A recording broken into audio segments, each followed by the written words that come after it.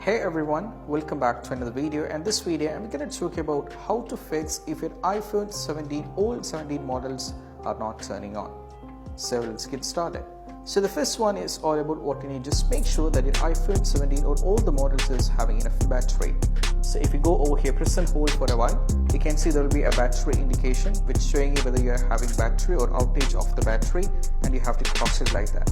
Afterwards, if the battery is completely gone, then you have to follow the next instruction that we have to do a force restart. So to do a force restart, you have to press the volume up followed by the volume down and press and hold the power button over here unless and until you see the Apple logo. So let me do this very quickly.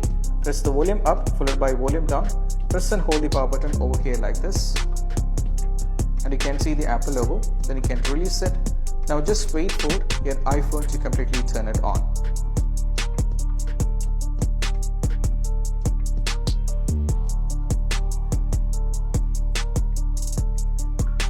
Now as you can see, the phone is completely turned on. And if you find this video helpful, don't forget to subscribe. That's it. Bye.